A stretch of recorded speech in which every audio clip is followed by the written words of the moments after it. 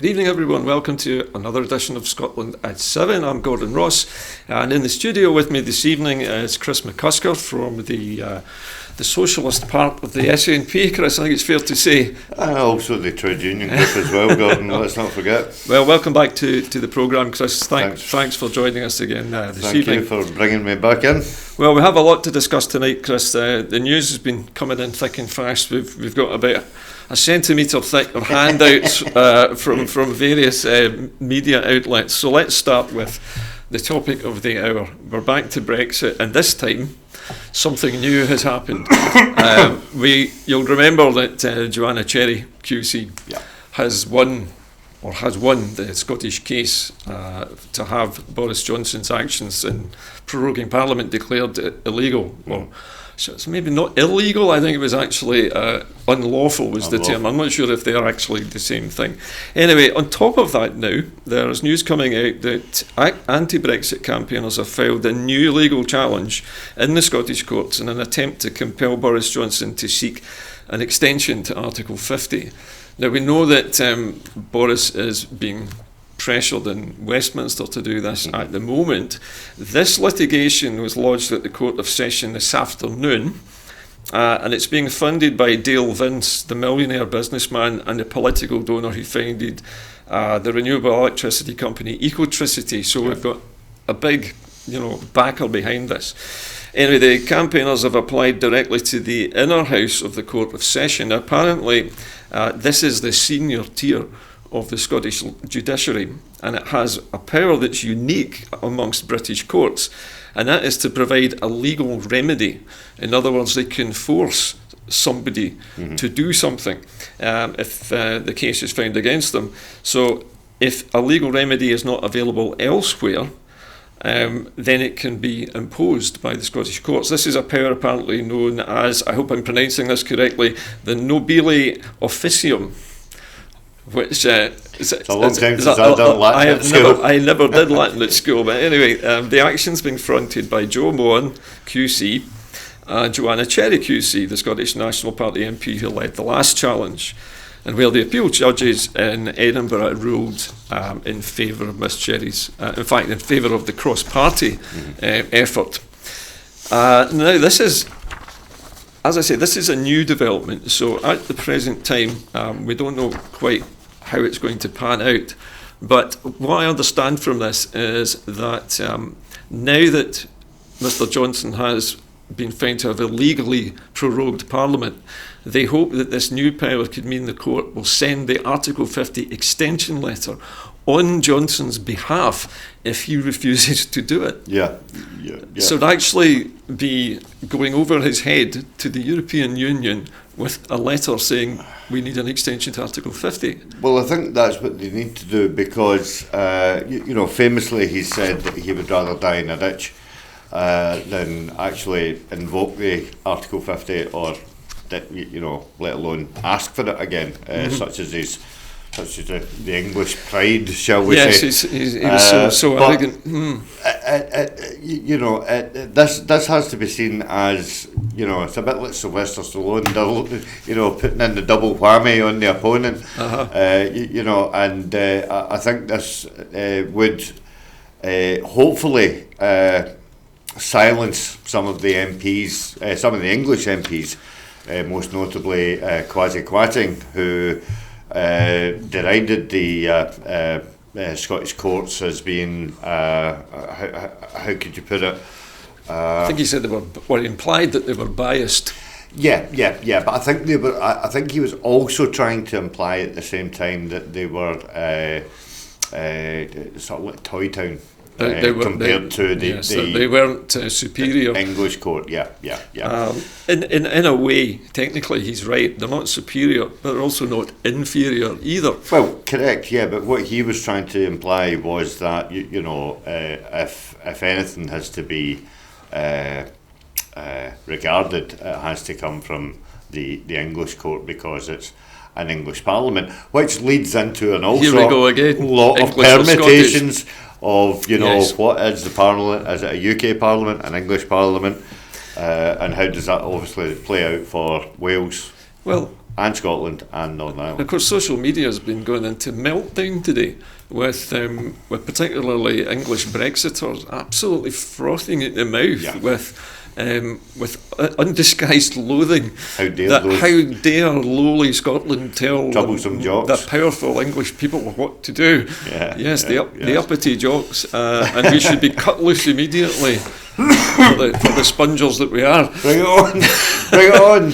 So it caused much hilarity, I think, amongst the independence movement this afternoon. And it just shows how fragile their case is.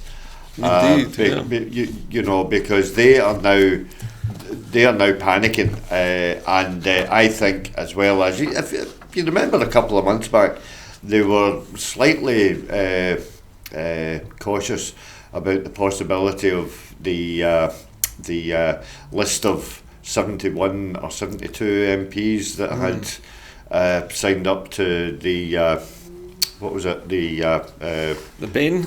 Was it the Benn bill or whatever it was called? I think Hilary Benn's motion. Yes, correct. And that was sort of like seen to undermine the Scottish Tories. It kind of cut them out completely, didn't it? It seemed to have chased them under the sofa. So when that was going on, there was quite an awful lot of things said in social media from an independence persuasion that sort of like bolstered a wee bit of support and stuff like that. I think this, and as we hopefully go on to discuss Operation Yellowhammer, I think this will force their hand, and it may well actually this just might be the tipping point for some soft no voters to actually sort of like say, well, look, this is a big carry on, and with all this Yellowhammer stuff that you know is going on as well. We'll be coming to that shortly as well, Chris, in the next few minutes. In fact, another item which has crossed our horizon today here at Scotland at 7 is the issue of the Northern Irish courts, which is in a completely different battle at the moment over claims that a hard border across the island of Ireland would damage the peace process. And the victims campaigners, this is Raymond McCord and his solicitors, Kieran O'Hare and Paul Farrell, went to court today to ask for a judgment that would agree that this will damage the peace process. However, the judges claimed that this case that's been brought to him is largely a political case and not legal, and therefore he's dismissed the claims that the no-deal Brexit and the imposition of a hard border would damage the process.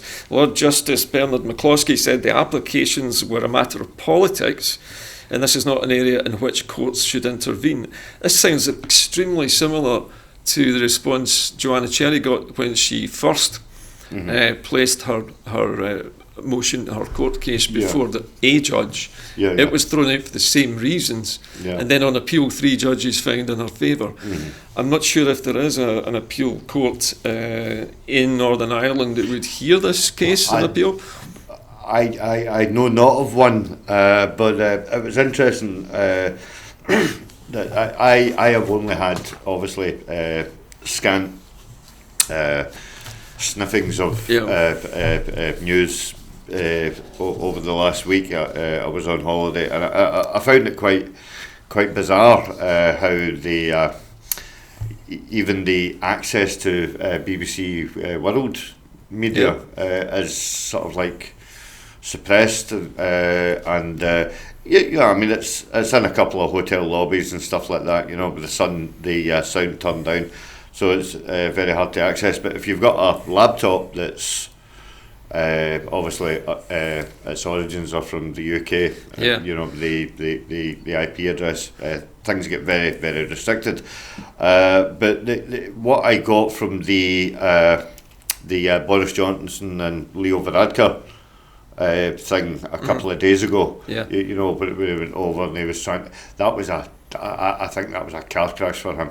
For Johnson? Yes, I believe so. But I think that their case, they're building a strong case to actually, go out their way and say, look, it's not us that are driving this.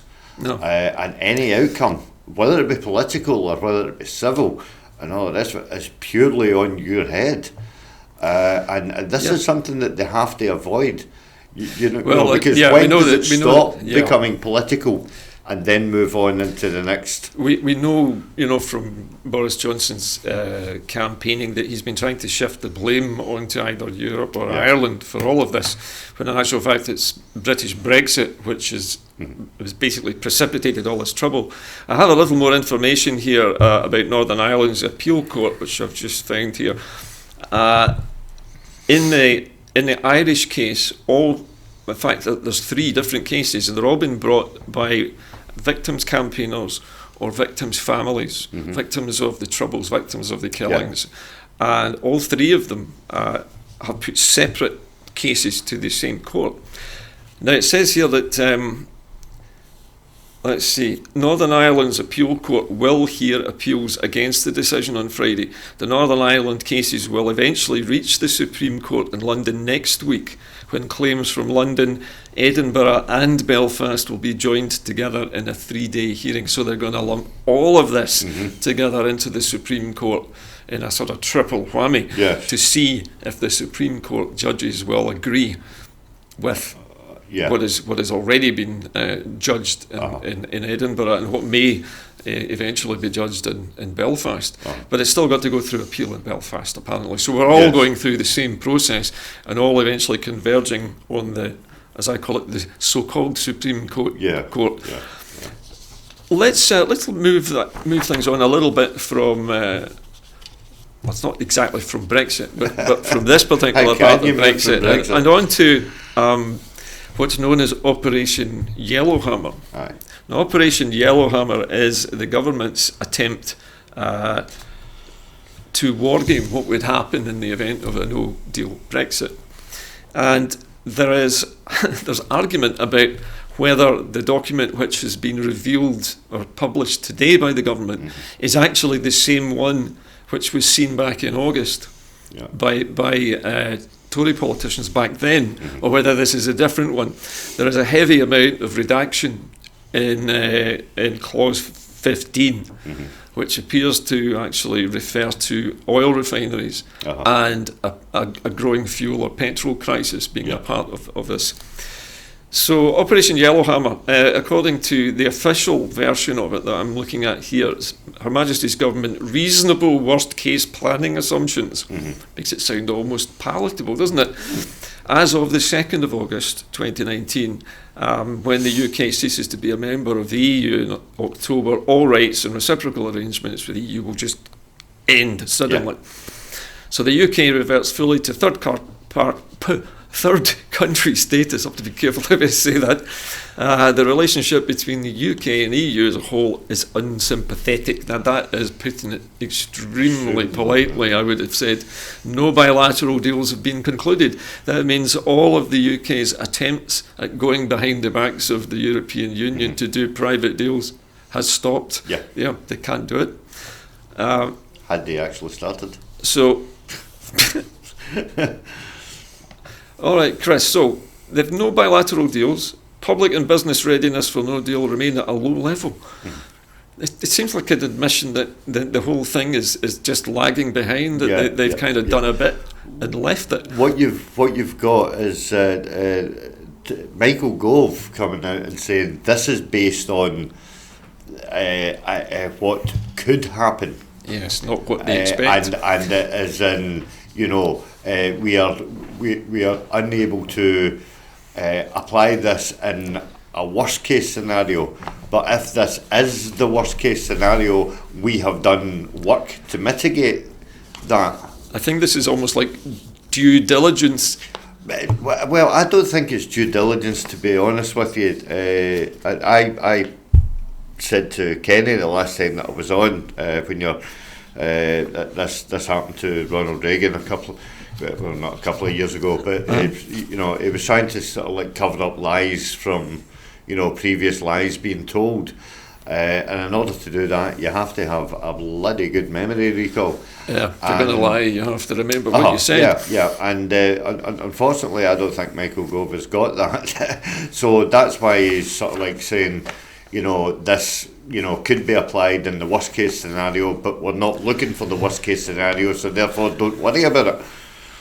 It's easy to say that. But the problem is you can't really predict how people are going to respond in something like this. We all know that, if there's a merest hint that there might be a slight lack of bread in the shops, people go out and panic buy, and the shops are cleared in hours.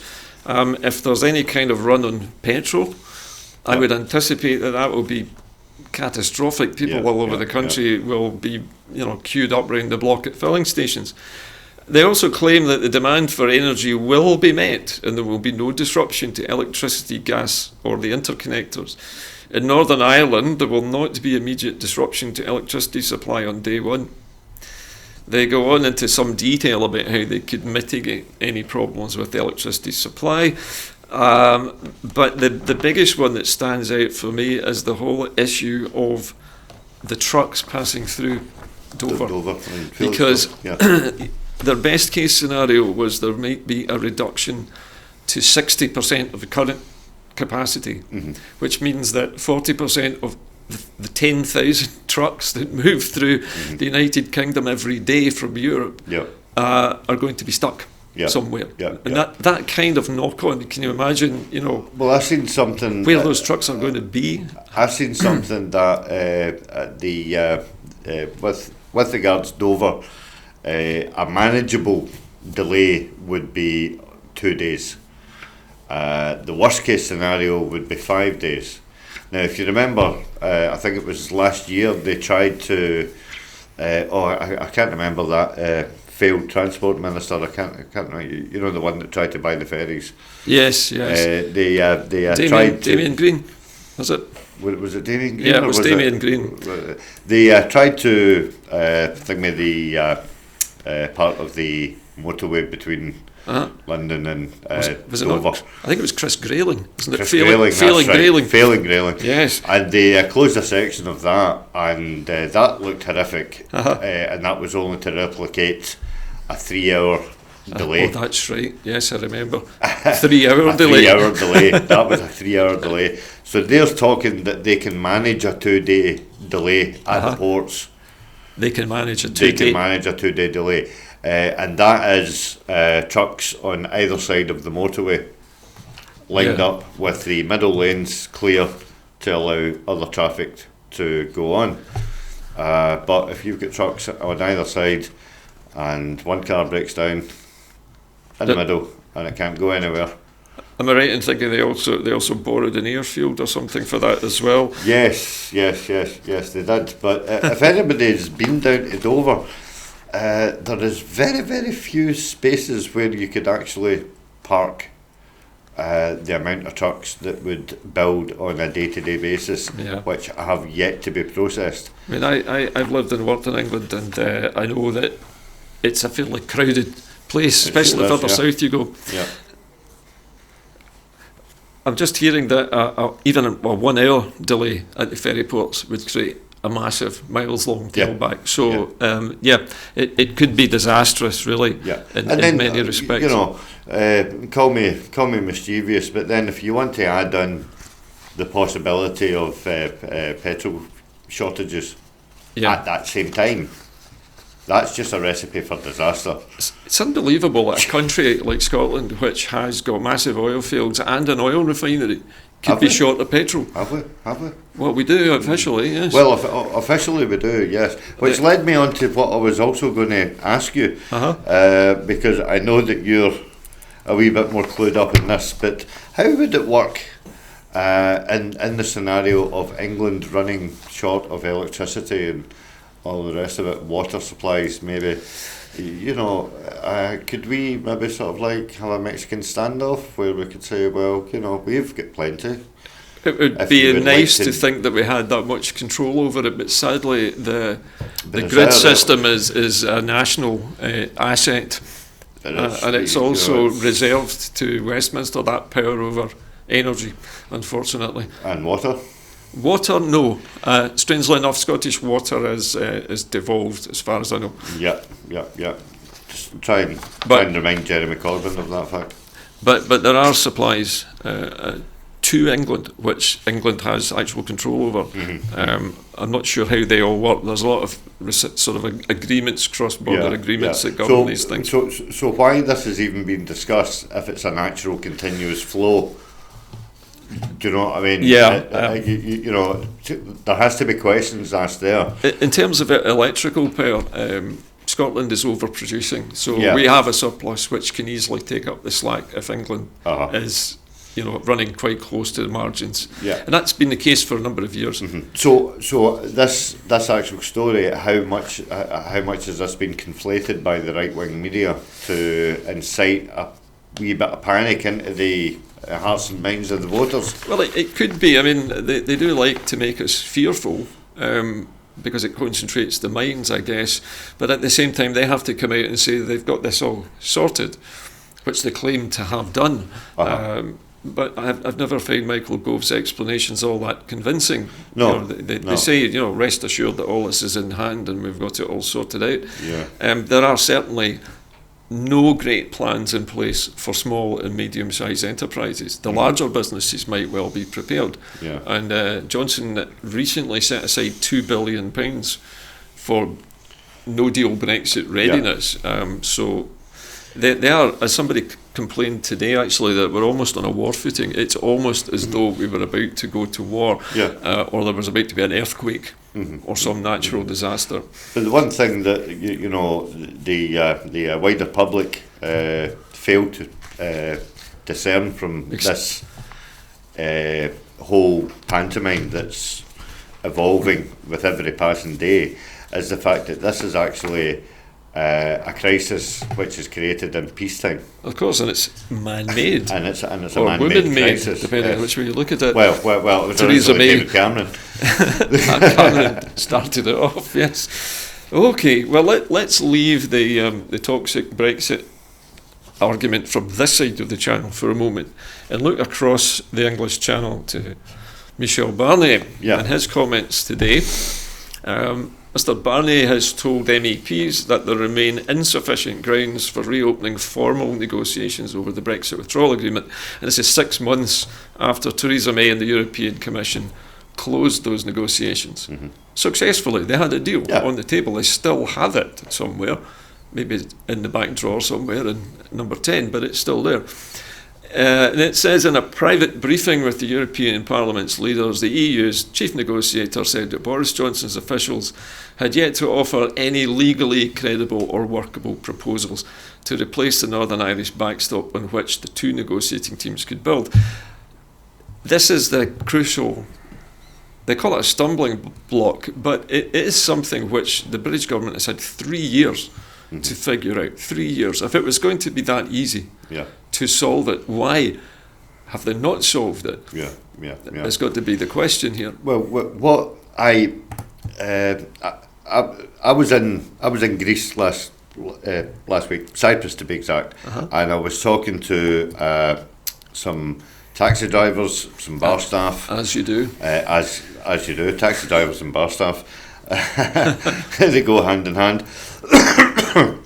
And with regards to their Grexit, their feeling of it now, because they've had it and they've went through it, not to the, you could argue maybe not to the same scale as Has Greece actually Grexited fully? Well, yes. It had to pay a huge amount of debt back to the EU through the IMF. Which is still ongoing. Yeah. But if you remember correctly, Cyprus is a republic. Indeed.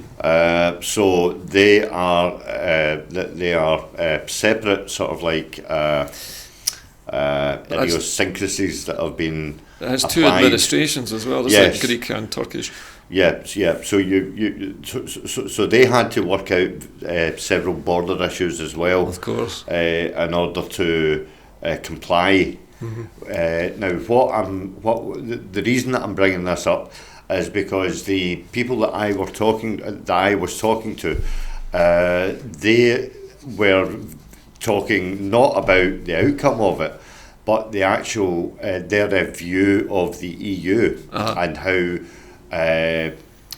unwilling they were to bend any rules in order to accommodate anybody once that agreement was put in place. Yeah. And it struck me that the majority of the people that I was talking to are pretty much, well, we've got to accept what is being put to us by the EU, because if we want to play in their party, and they're running the party, then it's their rules. Yes. It's their rules. Which incidentally we helped to write. Yeah.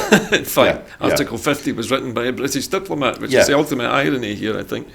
There's some more interesting comments here which have come out from Barnier, and he says here, this is not Barnier, this is another EU diplomat, another longish meeting without tangible progress on Wednesday, so yesterday, referring to the latest round of talks between the European Commission and Johnson's Brexit envoy David Frost.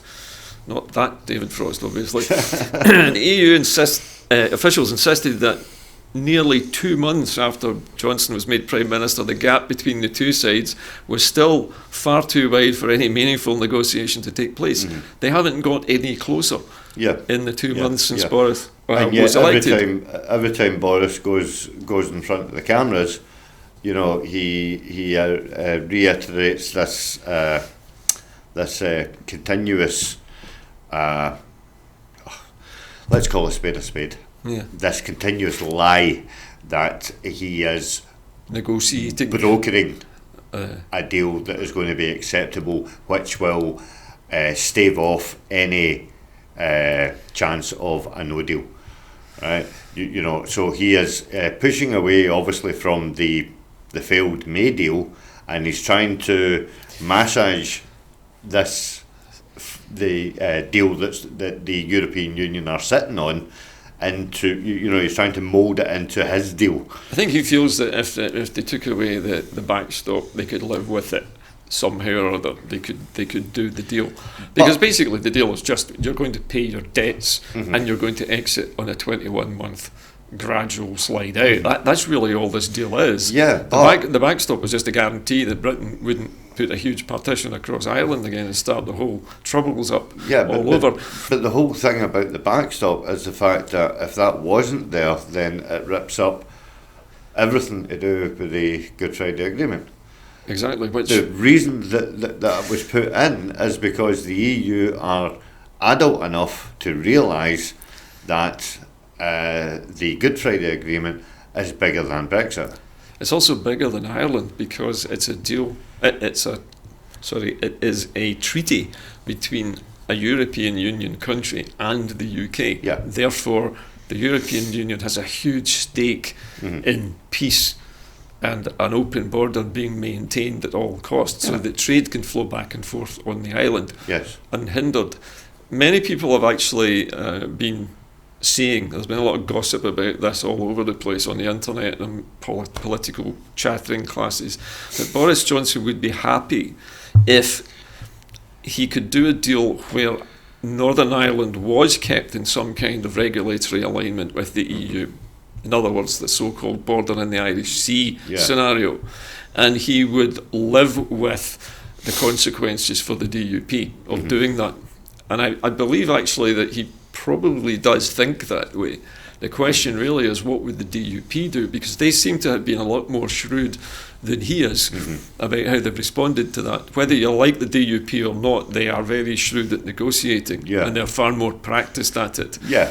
Well, I mean, basically, they have got Boris Johnson by the short and curlies, and they will not contemplate the border down the Irish Sea at all. That is just unacceptable for them.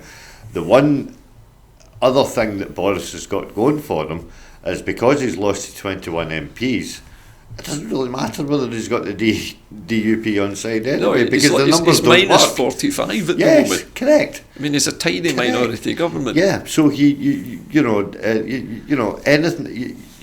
I mean, he is damned if he does and damned if he doesn't. Which is a great outcome for the rest of the UK if they're wanting to get some sort of different administration in place. Which again, Boris is trying to push for that before the worst case scenario sets in, because as Angus Brendan McNeil pointed out, you can't run an election with empty shelves in the background. No, it's not not a vote winner. No, Do you indeed. know what I mean? So Well, you're absolutely 100% right. The DUP have got him in a corner. But which is also pushing Johnson towards an early general election, because he needs to win a general election before the shelves are empty and before there's a problem with the fuel supply. That's correct. And so many, as I say, political chattering classes, as they call them, are now saying it's coming. It's definitely going to be a general election. It's going to be fairly soon. Yeah, but because he hasn't got any other way out. Yeah, but he it's needs now to do moved. this deal with Farage to get enough support. Yeah, but To try and beat Corbyn. even Farage's patience is running a wee bit thin on the ground Farage these will days. demand a very heavy toll for whatever deal he does. Yeah, but it's now moved from October to one date, which was mooted, was the 21st of November, I think. Is this for the election? Yeah. So well after Brexit has occurred and the damage is done. Correct, and this is then what Ian Blackford and the parliamentary group have been trying to make sure that no deal. Their first and foremost in their mind is to make sure that no deal is It's not gonna countered happen. before that, and to go back to what we were originally discussing, that then allows us to, or well, not us, It gives but- us a breathing space. Yes. yeah, but it then allows the debate to include a rerunning of the Article 50 bill, Okay. which Joanna originally put up, which Is this to- had a certain amount of support from Labour benches. Would this be to repeal that act of signing Article Yes, 50? yes, To, yes, to basically yes. take that back and say we no longer want to leave. Yeah, but the only problem now is that the longer that this goes on, right, the longer that this game goes on of cat and mouse, which it is, because Boris wants an election tomorrow. Ian doesn't want an election until at the last minute. That may be seen by independent supporters as, again, we're kicking the can down the road here. Why don't we just say to these people, look, Scotland is independent, and that's let's just get on with it. And it all depends on how the election is going to be framed. Indeed. Now, I believe that they would like a longer stay of execution. Who's they? The SNP. The SNP They would want more like time a to longer, prepare. so that they could prepare, so that they could put the question in a way where it states categorically, unequivocally, that we want to remain European and we want to be independent. That can't be put overnight. No. And also there are sensitivities around that as well, because there are some independence campaigners who are also Yes, but I would pro-Brexit. probably- Not that many of them, admittedly. I but would there are probably some. say now that those numbers have significantly shrunk now. Yeah. I think they're mostly outnumbered by new converts. I would possibly say so, yes. But again, I need to sort of like point out that again on social media, as you're a big part of, you will know this, is that patience is running very, very thin on the ground. But at people the are moment. desperate. Of course they're for desperate, it. yeah. They're desperately yeah. worried as well that something will Yeah, happen to because we Holyrood. don't. Because we don't want to be, constantly rolling this millstone, down a cobbled street again. Yep. Because it has been proven time and time again that as much as the good activists have been ready to put their shoulder to that wheel, it doesn't seem to be gaining any traction, because we constantly come up against More delays. More delays, more subjugation by the right-wing media. Okay. Well, I promised I wouldn't go on a rant. I do apologise. We've got such a busy programme tonight. We're going to have to leave the whole subject of Brexit and move on at some speed, hopefully. And the next story, actually, to hit the headlines today is the story that Babcock, heading a consortium which has been successful in its bid to build, how many ships is it? 5 of the new Type 31 frigates. These are the new super low cost frigates, which the British Ministry of Defence had originally planned to build 15 frigates in Govan. Yeah.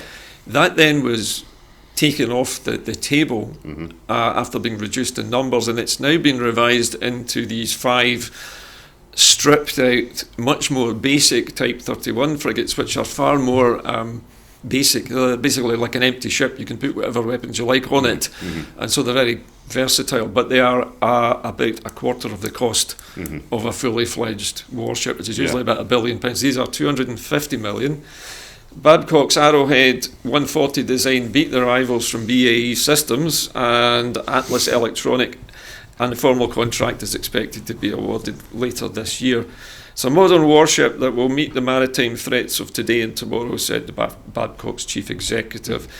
It is less than what was originally promised by Better Together in 2014, much less. Yeah. And the work is also being spread out not only in Rosyth, which is the assembly point, but other yards, and also a little bit, I understand, for Ferguson Marine as well. So it's a small number of ships which are cheaply built and being spread over many yards, including, I believe, also yards in England, I think, are making components too.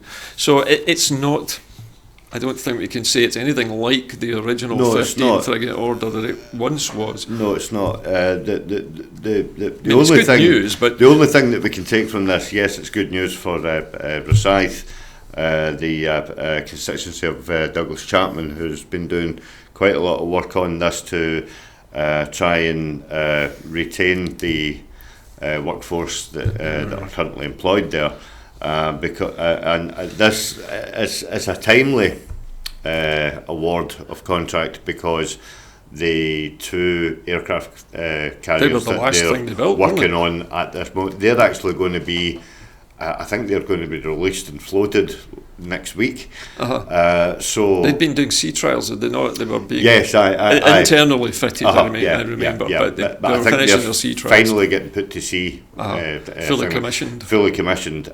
So, and up until this announcement, there were no orders on. So this is on the actual horizon for. I understand that these ships, I think it is 5 of them. I'll check the figures. But I think the ships are due for delivery in 2038. Yeah, I think it's a 10-year. That's quite a long time, isn't it? When you think on it. Yeah. But it's if it's 2038, that's 20 years. Sorry. 20 years. 20 years. So they're going to be building.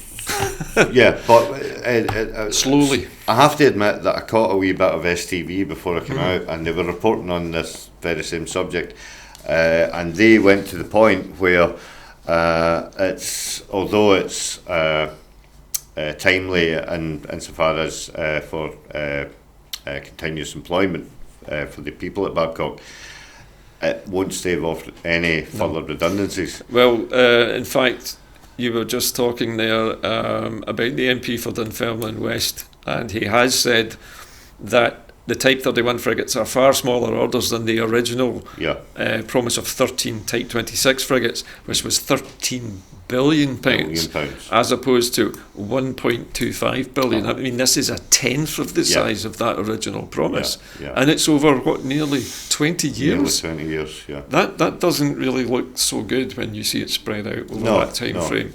I mean, it safeguards what jobs are left. Yes, that's about all. I think. But it's also worth pointing out, as you say, that these are basic ones, and they are just going to basically be producing a shell of a frigate, and then it will move to another yard.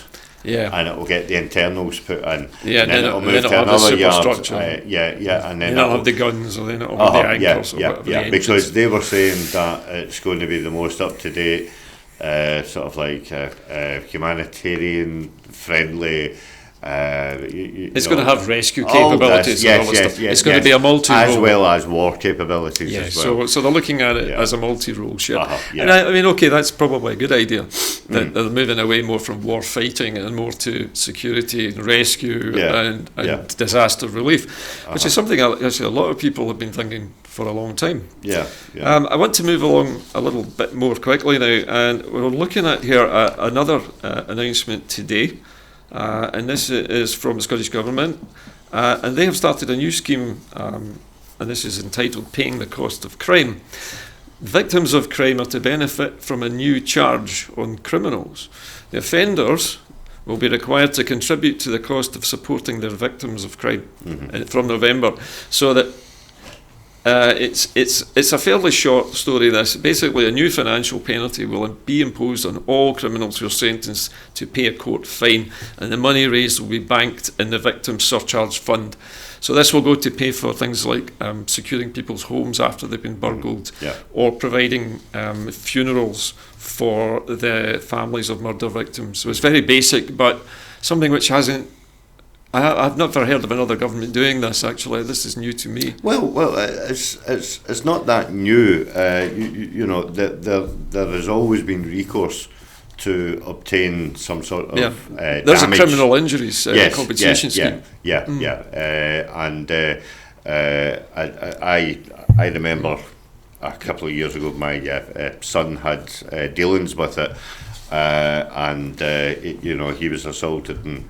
He was more concerned about his jacket than his facial injuries, but So I mean, there is something there. But I welcome this because it goes some way from alleviating an awful lot of the burgeoning cost that the judicial system has to deal with.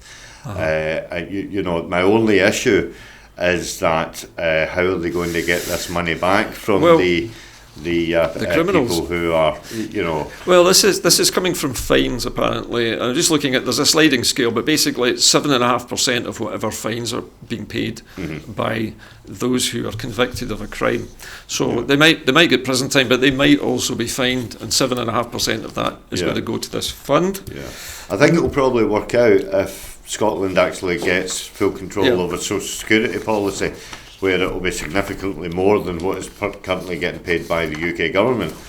Because at the moment everybody that's on any benefit from the UK government, are struggling to get by as it is. Well, this is slightly related to what you've just talking about. This is a piece of news which has just come actually through today, and this is from Monica Lennon, and this is from Scottish Parliament today, and it says that the Parliament considers the problem drug use across Scotland, including the Central Scotland region, to be a national crisis, and they're saddened and concerned at reports that over 1,100 people have lost their lives due to drug-related causes. Now, I know this can include a lot of things like being killed in accidents, suicides, other methods other than injecting drugs, but it's an amazingly high figure, and there is now basically the Parliament has now declared it a public health emergency. So apologies, Monica Lennon was calling for it to be declared an emergency, but unfortunately the Scottish Government doesn't have the power to do it. Well, no, and I would say to Monica Lennon that she needs to get on board with the Scottish Government to argue for the powers that Scotland needs to be able to address the wider drug problem that Alison Thewlis has been asking for, Hannah Burdell has been asking for, with regards the Scotland getting the drug rooms. And of course, the whole idea of the drug rooms was actually going to make any council who supplied these drug rooms actually accessories to a crime. according to the UK's attitude. So they're saying, According to those who oppose you know, it. but then if you look at the model that was adopted in Lisbon, where they have got mobile drug rooms, They work. You know, it works because reduces they have the harm, doesn't they it? have reduced the impact. License HIV, I think it's down to license something like, well, I think it's the spread of diseases like HIV and hepatitis as well are stopped. But I think that the success rate in Lisbon at the moment is running about 92%. That's remarkable. You know, and it's because they have taken this holistic approach to you know the wider. Look at it as a social problem rather than just a health problem. Because if you look at it from outside the box, you can then apply different funding to it because of the funding is ring fenced to the NHS. It's very similar to the way the Scottish Government dealt with the explosion in knife crime about a decade ago. And it was a multi-agency task force that brought that under control. Having, you know, everybody from social workers to the police to drug workers, you know, everybody was involved in that. But unfortunately, what I'm viewing of this is that Monica Lennon is very similar to, I can't remember which party is Monica Lennon? She's Labour. She's a Labour MSP. Yeah. She's a Labour MSP. But this is going hand in hand with I can't remember the Tory MSP who was trying to hit the Scottish Government over the head with today about the rising population in the prisons. You know, because this is all they've got to attack the government with. Apparently, the debate itself in the chamber was very positive, and a lot of cross-party agreement from and Labour, goodwill Green, on all sides to try and solve it. With this one exception. With this one exception of the Tories, but it's a double-edged. Okay, but it needs the support of the UK government to enact it. Well, of course, yes, but and this is where, you know, Monica Lennon has to make representations to Richard Leonard, who then has to make obviously representations to Jeremy Corbyn, which, you know, that's the way that these Scottish parties have to work because they are not. The Scottish branch parties that have to work because they are not properly, fully in control of all their policies. Well, sorry to cut across you, Chris, but we need to move on, I'm afraid, from this subject. And speaking of Labour politicians leads me to this next story, which is that the Scottish Labour is struggling to find candidates to fight a snap election. It says with vacancies for more than half of the country's seats, I think it was something like 35 seats they could not 33, find. But you know, 35 is a good Labour in number. the past would have wiped the floor with anybody in the past in Scotland. Now they're struggling to find to fill half the seats. What's going on with Labour? You know, again, they just seem to. You know, I mean, they still got a fairly large membership, the Labour Party. Well, you know, it has to be said, Gordon, back in 2014, the trade union group, to which I'm membership secretary of, and so I know these figures to be correct, in 2013, the SNP trade union group had a membership of nearly 14,000 members, which was more than the Labour support within Scotland at that time. We have lost a couple of members since then, you know, and we're running about between the 11,000, 12,000 mark. This is the socialist section. No, this is the trade union group. Oh, I beg your pardon. Sorry, this is the trade union group within the SNP. All right.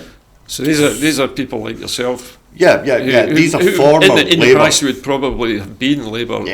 Labour supporters and activists. Aye, because many of them are still, in fact, all of them are still active within their respective union. Some of them are elected reps. Some of them are elected officials. You know, and I had a conversation with a certain Mr. Murphy. Mr. Ian Murphy. No, sorry, no, Ian Murphy. No, I'm thinking of Ian Murray, I beg your pardon. No, Mr. Jim Murphy. Oh, Jim. I had a conversation with him back in 2003. and he was Okay. like, it was like a donkey in denial. He just kept on saying, no, it's no, no, it's no, no, it's no.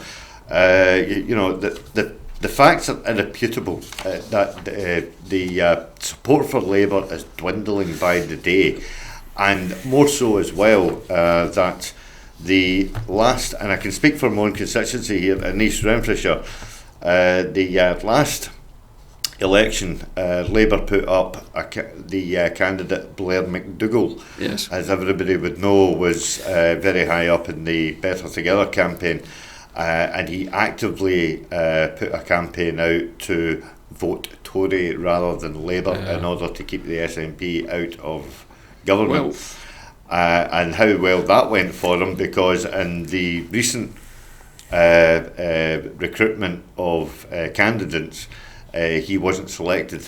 but I have some information here from your favourite psephologist, Sir John Curtis, the polling Yes. expert, and he says of 1,052 adults in Scotland who were questioned, only 7% thought that Richard Leonard, the Scottish Labour leader, was doing a good job. This compared with 40% who thought he was doing really badly, and 53% who didn't even know who he was or how he was performing. Yeah. I think that really says it all, doesn't it? It really does, and try as he may, The mighty have fallen there. because I've noticed that he tried to do a wee sort of like reshuffle Yeah. on the benches, and what was it? The eloquent MSP, his name totally escapes me now. He was on the front benches. He's been moved to the back now, and you've also got to remember the Edinburgh MP MSP has indicated that he will no longer stand after the next election, and that's along with Kezia Dugdale. So they're losing quite an awful lot of prominent. I understand some Tory MSPs are also planning not to stand again, or MPs, sorry, are not planning to stand again in Scotland. I'd like to move things on a little bit further now, and rather than talking politics, actually talk a little bit about Scotland's young people, and this is the subject of this. I beg your pardon. I've missed something in here. I've probably got a piece of paper missing, but the sectarian marches. Sorry, was the next item, but we don't seem to have it papers here.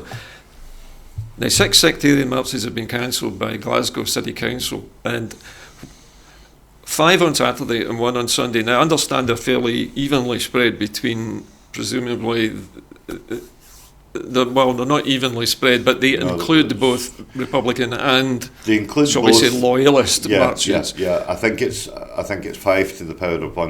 You think there's 5 loyalist marches? Five loyalist marches and 1 Republican march, and look, This must be on the advice of the police, I think. As on the advice of the police, and the leader of Glasgow Council has been in talks with Humza Yousaf to try and work a way through how they are going to attack this. Which I would like to say it's an epidemic, with an unwelcome epidemic within Scotland, which we really don't need. It sounds to me, I mean, as an outsider with no axe to grind at all in terms of sectarianism, just viewing it dispassionately, that my understanding was the 12th of July was the start of the marching season, and it went on through July mostly, and then it ended. Yeah. Why is it now ramping up into September? Is this some response to the perceived threat to the Union? Yes. Is this what the Orange Order and the flute bands are actually doing? That's the way that I understand it, and it's and I found it quite incredulous for the I think it's I don't know his full title, but this spokesperson of the Order of the Grand Sash or whatever it is, he came out today and said that it was a sad day for democracy, that they were not allowed to march, which I find absolutely bizarre, because Scotland has got, other than migratory issues, Scotland connection. has got no connection to Northern Ireland politics. Northern Ireland, No. Troubles, you name it. It's only through hereditary migration that Yep. this cancer has come over to Okay. Scotland. But as I said, you know, it's welcome that the leader of Glasgow City Council is seeking talks with Can I- Hinda Yusuf to try and Just to clarify one thing, Chris, Yeah. and some people have asked me this question today. Is Glasgow City Council, or do they have any intentions of trying to curtail or stop all kinds of marches for any political purpose? For example, independence marches or counter-independence marches. They have not. they haven't come out and said this. What I lead to, or what I am led to believe by Susan Aiken was that she was seeking a suspension of all religious marches for the foreseeable future until they can get to some sort of understanding between the two factions Yeah. that currently exist within Glasgow. I personally, I would say that there is in this day and age. So the right there to is- march is not being refused, but Correct. this cluster of loyalist marches next week, Yes. there were 5 of them Yes, in yes. 1 week. Yeah, and that is worth pointing out because there is actually some sort of rally demonstration Uh-huh. coming up on Saturday in George Square of loyalist persuasion.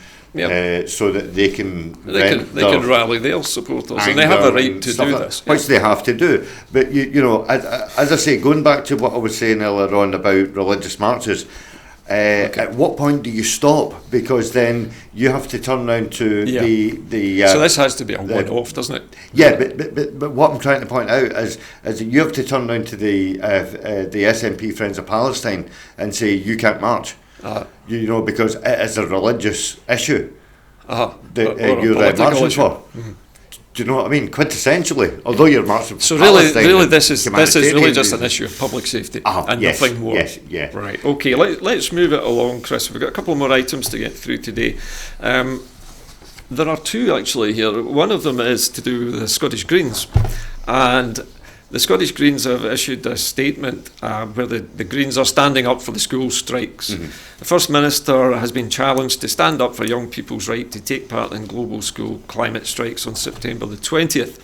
Speaking at First Minister's Questions, Andy Whiteman, MSP, raised reports that young people in Edinburgh had been told that they may face arrest if they attempt to march along Princes Street. This sounds absolutely preposterous.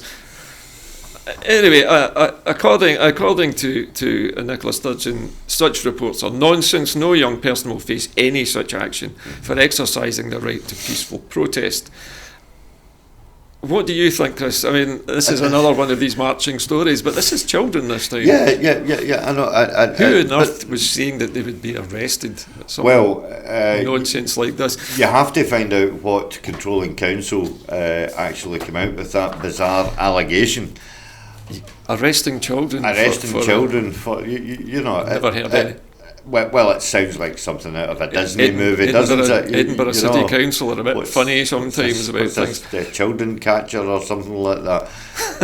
I remember when I was at school and you had the truant officer that you had to try and negotiate. You're giving your age away, Chris. Giving my age away, yeah. But we were firmly of the belief that would then lead to being arrested and charged.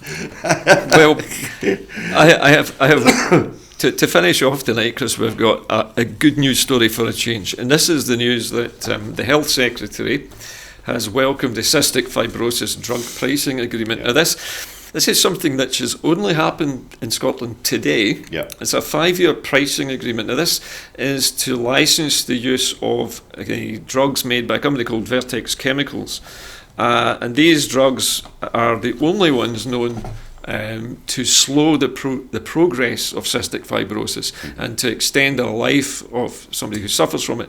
The 2 drugs that are being licensed for use for, I think it's 400 patients in Scotland initially, are called Orkambi and Simkevi, and they'll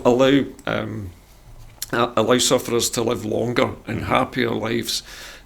Up until recently, these medicines cost over £100,000 a year. Yeah. The Scottish Government has done a deal, uniquely. How they managed this, I don't know, and have decided to run this, at least for the next year. They'll review it. It's fantastic news, surely, for these 400 people with cystic fibrosis. It's remarkable it's been I had done a look at at this story because I was hoping that it was going to be included. This deal is actually, I hate to correct you, but the Scottish Government have secured this deal for 5 years. Is it 5 years? Okay. It's 5 years that they've secured it for. And the price that they secured it at will not go up in that 5 years. So it's a fixed price for 5 years. It is a fixed price, and I know they're reviewing the number, and I think that this chemical company, this pharmaceutical company that you have mentioned, they have been able to agree a deal with the Scottish Government, because the amount of people who currently suffer from cystic fibrosis in Scotland is at 800. Whereas but they can't all benefit from it, I understand. It doesn't work for every case, does it? This is correct, right? So, but what actually happened was that the company said, right, you've got 800 clear cases of cystic fibrosis within Scotland, you know, so we can come to a deal with you here, which because it's a small number. Because it's a small number. And they can show off England how good and the drug Wales is. is 8,000. Okay. So therefore, that's why they couldn't come to a deal with England and Wales. I see. Now, the bigger question is, how does this affect the people of England and Wales who are suffering, you know, this ongoing crisis where their government can't agree to pay? And they have a postcode lottery of who gets what. Correct. Yes. Aye. So you know, and how does this affect Scotland further down the line if we eventually get independence? Well, Chris, listen, I'm really sorry to have to cut you off. Listen, thank you for that extra information. That was actually very interesting anyway. We have run out of time, ladies and gentlemen, this evening. I would like to thank Chris McCusker for being my guest this evening. And just pleasure. to remind you that making television programmes here at Broadcasting Scotland is an expensive business, and we need your help. So please, if you value free service. Remember, Broadcasting Scotland is always free to view, but we encourage our viewers to make regular donations. You can find information on your screens now on how to become a supporter of Broadcasting Scotland and to help us make more programmes for you in the future. That's it from me tonight. I will be back again on Monday night with another edition of Scotland at 7. In the meantime, from all of us here at Broadcasting Scotland and the Scotland at 7 team, very good evening to you.